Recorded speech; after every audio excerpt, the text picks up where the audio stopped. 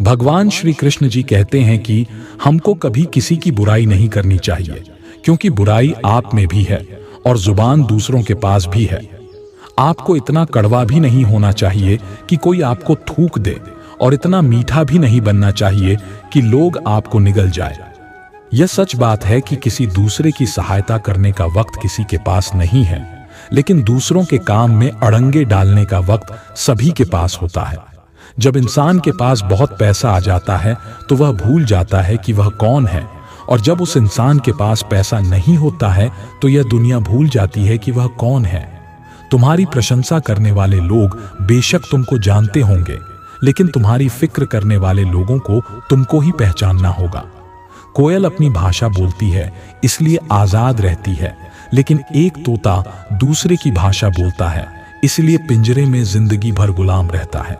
इंसान अपनी किस्मत को दोष देता है और यह नहीं सोचता कि यह बीज हमने ही बोया है।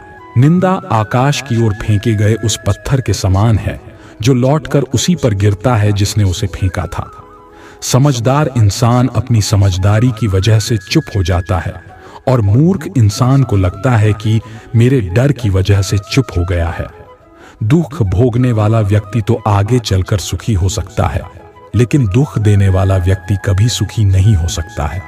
आपकी बुराई वो ही लोग करते हैं जो आपकी बराबरी नहीं कर सकते हैं।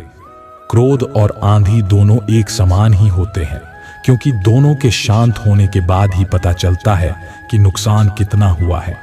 आपको अपना व्यवहार दूसरों के साथ इस तरह रखना चाहिए कि अगर कोई तुम्हारे बारे में बुरा भी कहे तो कोई भी उस पर विश्वास ना करे। खुश रहने का सबसे बड़ा मंत्र यह है कि आपको उम्मीद अपने आप से करनी चाहिए, किसी और से नहीं।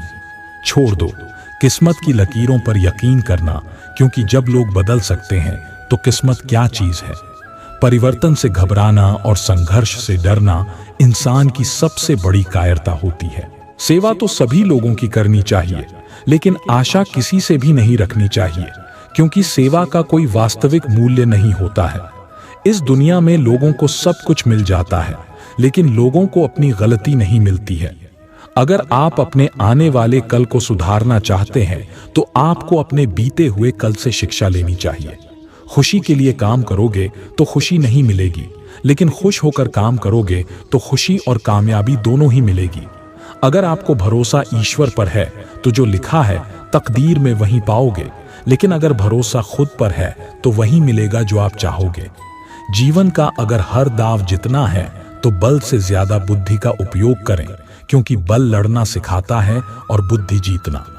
अच्छे लोगों की भगवान परीक्षा बहुत लेता है परंतु साथ नहीं छोड़ता, और बुरे लोगों को भगवान बहुत कुछ देता है मगर साथ नहीं देता।